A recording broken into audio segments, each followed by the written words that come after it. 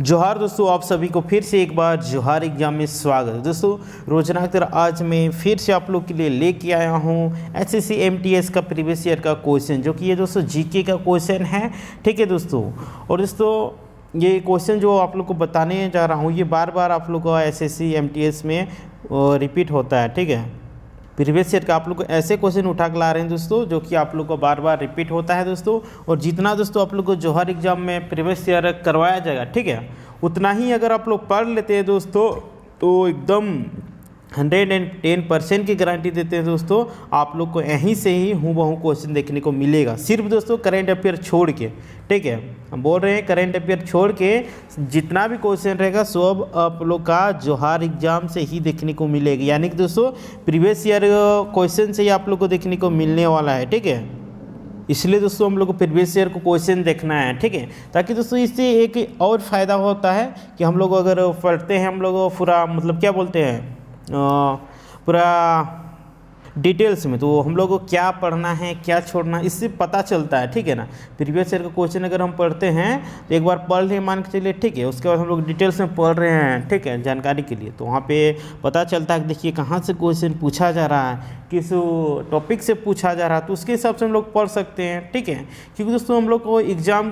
Correct करना है, हम लोग को टीचर नहीं बनना है। ठीक है ना, हम लोग क्या करना है, हम लोग को सिर्फ एग्ज़ाम क्वालिफाई करना है, हम लोग को टीचर नहीं बनना है। ठीक है ना, इसलिए हम लोग को ज़्यादा से ज़्यादा सेट लगाना है। आप लोग यहाँ पे मतलब देखिए, प्रैक्टिस करके देखिए कितना आप लोग को सही होता नहीं होता है, और लास्ट में आप लोग कमेंट करके बताइए।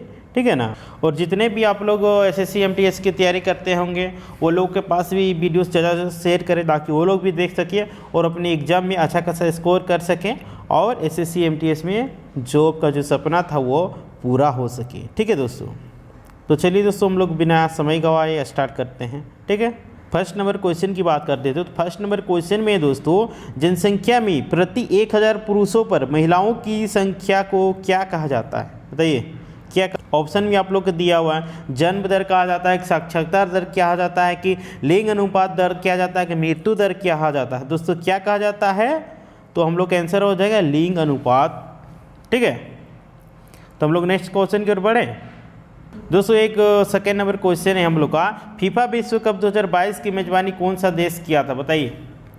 ये दोस्तों देखिए आप लोग करंट अफेयर से एक क्वेश्चन डाल दिया है। ठीक है ना, फीफा विश्व कप 2022 की मेजबानी कौन सा देश किया था, कतर किया था, कि चीन किया था, कि दक्षिण अफ्रीका किया था, कि इंग्लैंड किया था, कौन किया था दोस्तों। तो इस प्रश्न का उत्तर हम लोग को हो जाएगा कतर, यानी कि ए नंबर बिल्कुल इसका करेक्ट आंसर हो जाने वाला है।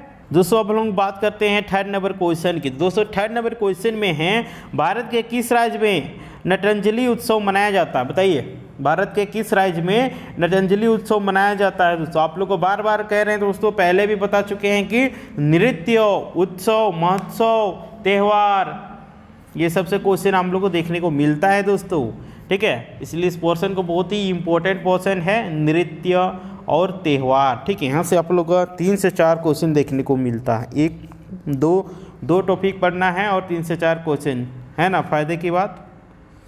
तो क्या क्या है दोस्तों, फिर से इसको पढ़ लेते हैं हम लोग। भारत के किस राज्य में नटांजलि उत्सव मनाया जाता है, उत्तर प्रदेश में मनाया जाता है, कि तमिलनाडु में मनाया जाता है, कि राजस्थान में मनाया जाता है, कि गोवा में मनाया जाता है, बताइए कहाँ पे मनाया जाता है दोस्तों। तो ये हम लोग को तमिलनाडु में मनाया जाता है। ठीक है, नटांजलि जो उत्सव होता है वो हम लोग को भारत के तमिलनाडु राज्य में मनाया जाता है। ठीक है ना दोस्तों, बात करते हैं 4 नंबर क्वेश्चन की। तो 4 नंबर क्वेश्चन में है, छोटे राज्यों के कुछ अपवादों के अतिरिक्त राज्य विधानसभा में सदस्यों की संख्या कितनी होती है, बताइए। छोटे राज्यों को मतलब छोड़ के मतलब प्रायः सभी राज्य के विधानसभा में सदस्यों की संख्या कितनी होनी चाहिए। 600 से 1000 के भी होना चाहिए, कि या 50 से 400 के बीच में होना चाहिए, या फिर 60 से 500 के बीच में होना चाहिए, या फिर 10 से 100 के बीच होना चाहिए। दोस्तों कुछ राज्य है, 1-2 राज्य, उस सबको छोड़ के, ठीक है, नहीं तो आप लोग को मिनिमम 60 चाहिए और विधानसभा सीट, और मैक्सिमम 500 रह सकता है विधानसभा में। ठीक है, इससे ज़्यादा नहीं हो सकता है, 60 से कम नहीं हो सकता, और 500 से भी ज़्यादा नहीं हो सकता। ठीक है, तो देखिए दोस्तों ये पॉलिटी के क्वेश्चन है। ठीक है ना, और एक दोस्तों हम लोग को करंट अफेयर देखने को मिला। दोस्तों करंट अफेयर को हम लोग 4 से 5 क्वेश्चन हम लोग को SAT MTS में देखने को मिलेगा, ठीक है ना। तो दोस्तों 5 नंबर क्वेश्चन की बात करते हैं। तो अप्रैल 2022 तक उपलब्ध जानकारी के अनुसार भारत के पड़ोसी देश भूटान की राजधानी कौन सा है, बताइए। भूटान की राजधानी कहाँ है? बीजिंग है कि ढाका है कि थिम्पू है कि पारो है? तो दोस्तों भूटान की राजधानी है थिम्पू, ठीक है। कहाँ है दोस्तों? थिम्पू। 6 नंबर क्वेश्चन की बात करते हैं दोस्तों। 6 नंबर क्वेश्चन है बोनालू देवी महाकाली की पूजा के लिए मनाया जाने वाला एक हिंदू त्यौहार यह निम्नलिखित में से किस राज्य में मनाया जाता है, बताइए। बोनालू एक देवी महाकाली की पूजा के लिए मनाया जाने वाला एक हिंदू त्यौहार है, ठीक है ना। बताइए कौन सा राज्य में मनाया जाता है, फटाफट बताइए। असम में मनाया जाता है कि केरल में मनाया जाता है कि मध्य प्रदेश में मनाया जाता है कि तेलंगाना में मनाया जाता है? तो दोस्तों कहाँ मनाया जाता है? तो तेलंगाना में, ठीक है ना। और तेलंगाना की राजधानी कहाँ है दोस्तों, बताइए। तेलंगाना की राजधानी है हैदराबाद, ठीक है ना। 7 नंबर क्वेश्चन की बात करते हैं दोस्तों। 7 नंबर क्वेश्चन में है किस प्रकार की महापाषाण संरचना जिसको हम लोग कह सकते हैं कब्र या स्मारक में कब्र के चारों ओर पत्थर के और टुकड़ों को गोलाकार आकृति में स्थापित किया जाता है, बताइए। किस प्रकार की महापाषाण संरचना में कब्र के चारों ओर पत्थर के टुकड़ों को गोलाकार आकृति में स्थापित किया जाता था, बताइए। मेनहिर में कि संगोरा वृत्त में कि सेलकृत गुफाएं में फिर महापाषाण टूम में? तो बताइए इस प्रश्न का हम लोग उत्तर क्या हो जाएगा दोस्तों? संगोरा वृत्त में, ठीक है दोस्तों। देखिए 8 नंबर में हम लोग एक है और साइंस से क्वेश्चन, ठीक है। 1 नंबर हम लोग को साइंस से देखने को मिला, ठीक है। मानव शरीर में निम्नलिखित में से कौन सी ग्रंथि पित्त रस स्रावित करती है, बताइए। मानव शरीर में कौन सी ग्रंथि पित्त रस स्रावित करती है? प्रनाभ, जिसको हम लोग पिनियल भी करते हैं, या फिर पियोसिका, और देखते हैं ऑप्शन में एक है अग्नाशय, एक है अकृत, बताइए 4 ऑप्शन में कौन सा आंसर सही होगा? तो दोस्तों इस प्रश्न का उत्तर हम लोग हो जाएगा यकृत, ठीक है। क्या हो जाएगा दोस्तों? यकृत। दोस्तों हम लोग बात करते हैं हम 9 नंबर प्रश्न। तो 9 नंबर प्रश्न में दोस्तों भारत में इनमें से किस संस्था द्वारा 1 रुपये के करेंसी नोट और सिक्के निर्गत किए जाते हैं, बताइए। भारत में कौन सी संस्था है दोस्तों जिसके द्वारा करेंसी नोट और सिक्के मतलब किया जाता है, जमा मतलब बनाया जाता है? भारतीय औद्योगिक वित्त निगम द्वारा, या फिर वित्त मंत्रालय द्वारा, या फिर सेंट्रल बैंक ऑफ इंडिया द्वारा, या फिर 4th में है इंपीरियल बैंक ऑफ इंडिया द्वारा? तो बताइए दोस्तों किस संस्था द्वारा भारत में दोस्तों करेंसी नोट और सिक्के दोस्तों बनाया जाता है, बताइए, यानी कि निर्गत किया जाता है? तो दोस्तों वित्त मंत्रालय द्वारा, यानी कि दोस्तों 2nd नंबर इसका ऑप्शन बिल्कुल करेक्ट हो जाने वाला है, ठीक है ना। अब 10 नंबर प्रश्न की बात कर लेते हैं दोस्तों। 10 नंबर प्रश्न में है भारतीय संविधान में अधिकारों के विचार को मतलब किस देश के संविधान से लिया गया, बताइए। भारतीय संविधान में मौलिक अधिकारों को मतलब विचारों को कौन से देश के संविधान से लिया गया है, बताइए। ऑप्शन में आप लोग को दिया हुआ है ब्रिटेन, संयुक्त राज्य अमेरिका, या फिर ऑस्ट्रेलिया, या फिर आयरलैंड। तो बताइए दोस्तों इस प्रश्न का उत्तर क्या हो जाएगा? देखिए अभी तक हम लोग को 2 पॉलिटिकल क्वेश्चन देखने को मिला, यानी कि दोस्तों हम लोग को हर मतलब सेट में हम लोग को 1, 2, 3 आप लोग को पॉलिटिकल क्वेश्चन देखने को मिलता ही है कि नहीं। तो दोस्तों मौलिक अधिकारों के विचार हम लोग को अमेरिका से लिया गया है, यानी कि दोस्तों इस प्रश्न का उत्तर हम लोग क्या हो जाएगा? 2nd नंबर बिल्कुल करेक्ट हो जाएगा, ठीक है। अब बात करते हैं दोस्तों 11 नंबर प्रश्न। तो 11 नंबर प्रश्न में है सत्रिया किस भारतीय राज्य का शास्त्रीय नृत्य है? देखिए नृत्य आगे भी हम लोग को देखने को मिला था, और आप लोग जितना भी आप लोग पढ़ा रहे हैं, बता रहे हैं प्रीवियस ईयर क्वेश्चन, उसमें आप लोग नृत्य से क्वेश्चन देखने को मिल रहा है। तो आप लोग बार बार बोल रहे हैं कि आप लोग नृत्य पोर्शन को जाके पढ़ ले, ठीक है। यहाँ से आप लोग 2 से 3 क्वेश्चन आप लोग को जरूर देखने को मिलेगा। और देख रहे हैं आप लोग को प्रीवियस ईयर का ही क्वेश्चन आ रहा है, यहाँ पे आप लोग तो मिल ही रहा है, ठीक है ना। तो इस प्रश्न का उत्तर हम लोग क्या हो जाएगा? असम, ठीक है। क्या हो जाएगा दोस्तों? असम। अब 12 नंबर प्रश्न की बात कर लेते हैं। 12 नंबर प्रश्न में है भारत की निम्नलिखित में से कौन सी नदी बंगाल की खाड़ी में गिरती है, बताइए।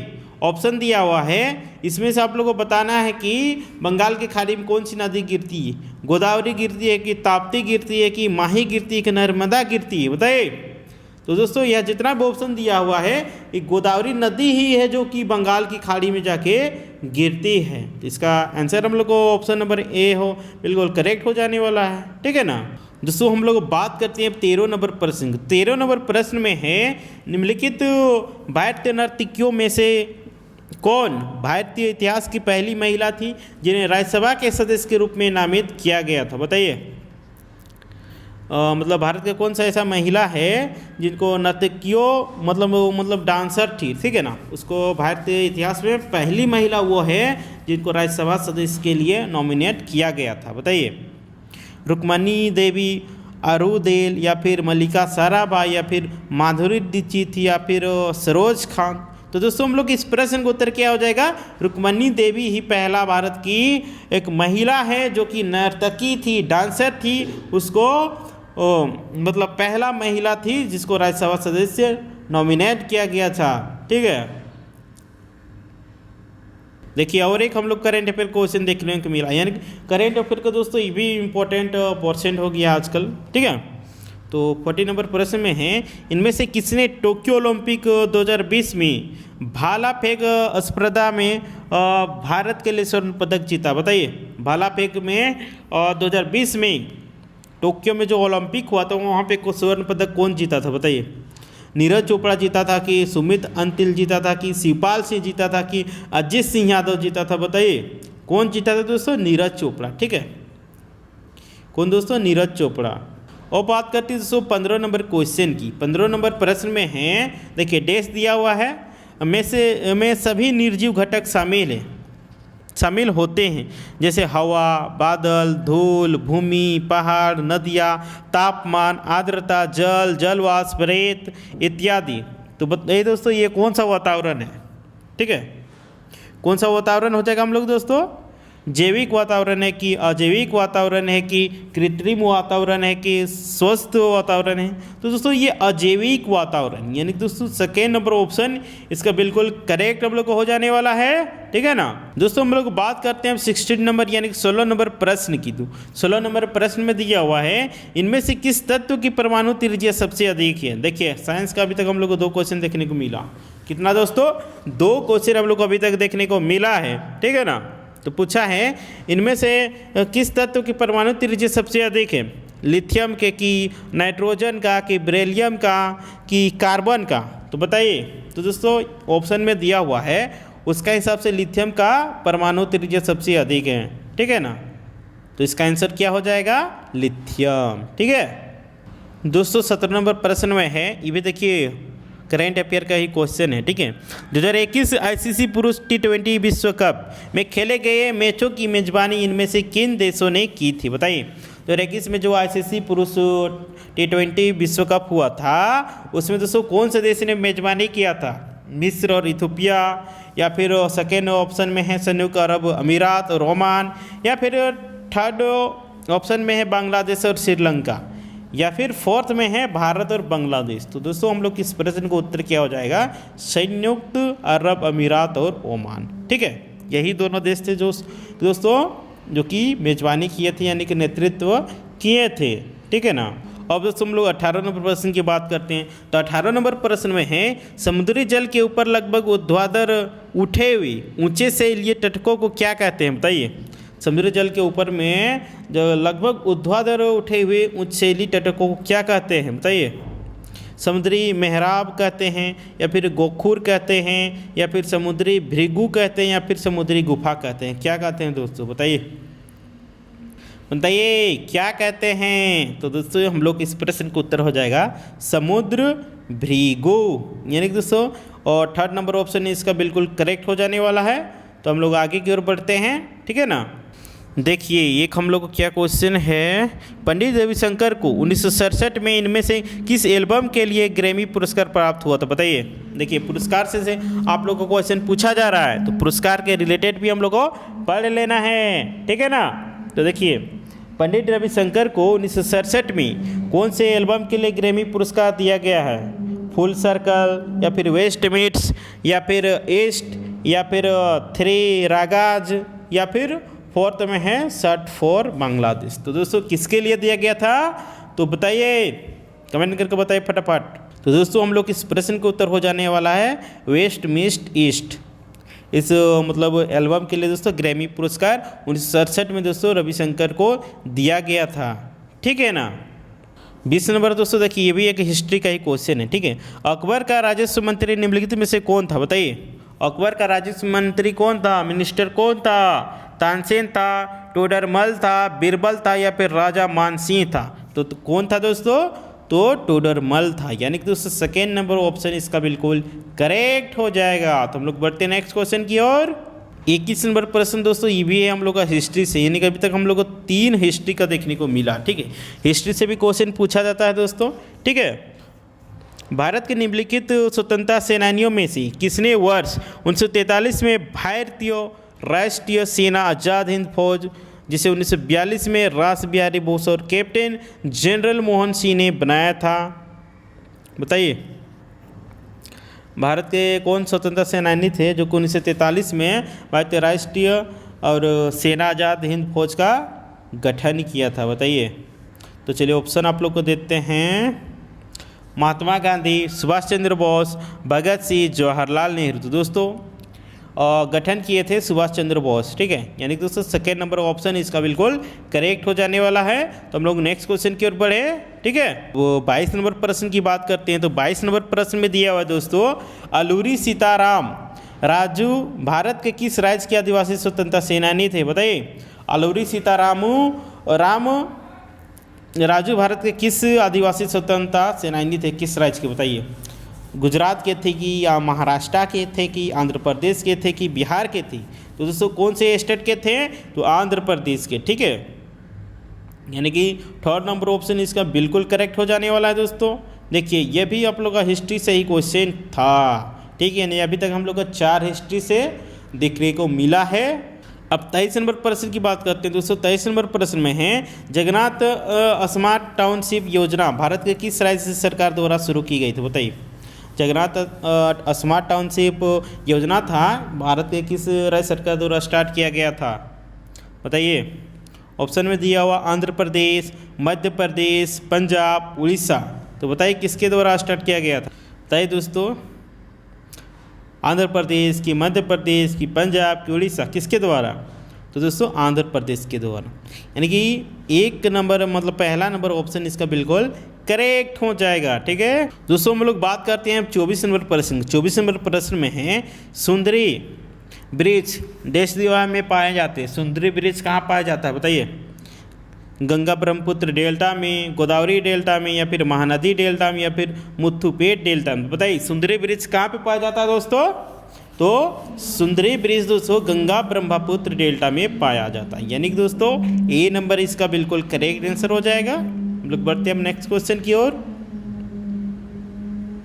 तो दोस्तों नेक्स्ट क्वेश्चन यह है हम लोग को 25 नंबर, जो कि आज का लास्ट क्वेश्चन है दोस्तों। गॉन गर्ल नामक पुस्तक इनमें से किसने लिखा है, बताइए। गॉन नामक पुस्तक का लेखक कौन है, बताइए।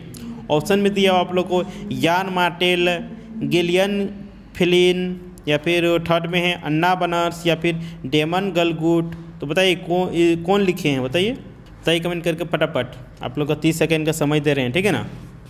चलिए सोचिए और बताइए। पुस्तक से भी आप लोग क्वेश्चन मिलता है दोस्तों, तो कुछ पुस्तक का सेशन है उसको भी आप लोग को पढ़ लेना है, ठीक है ना। तो दोस्तों इस प्रश्न का हम लोग को उत्तर हो जाएगा गिलियन फ्लिन, ठीक है। तो दोस्तों आज का वीडियो यहीं पे समाप्त होता है। और आप लोग से एक और रिक्वेस्ट रहेगा कि वीडियो को ज़्यादा से ज़्यादा शेयर करें, ताकि जितने भी SSC MTS के अभ्यर्थी होंगे जो तैयारी करने वाले होंगे उनका पास ये वीडियो पहुंच सके और वो लोग भी अपना एग्ज़ाम में आशा के साथ स्कोर कर सकें और वो लोग भी जान सकें कि एग्ज़ाम में किस तरह का क्वेश्चन आता है, नहीं आता है, ठीक है। उनके हिसाब से आप बेहतर से बेहतर तैयारी कर सकते हैं, ठीक है ना। और आप लोग इस चैनल में अभी तक नए होंगे तो बोलेंगे कि जोहार एग्जाम को सब्सक्राइब कर ले, ताकि आप लोग को इसी तरह का वीडियो मिलता रहेगा, ठीक है ना दोस्तों। और ये वीडियो दोस्तों आप लोग को शाम रोज़ 6 बजे आप लोग का देखने को मिलेगा, ठीक है। तो दोस्तों आज के लिए इतना ही, फिर मिलते हैं नेक्स्ट वीडियो में। तब तक के लिए टाटा बाय बाय जोहार।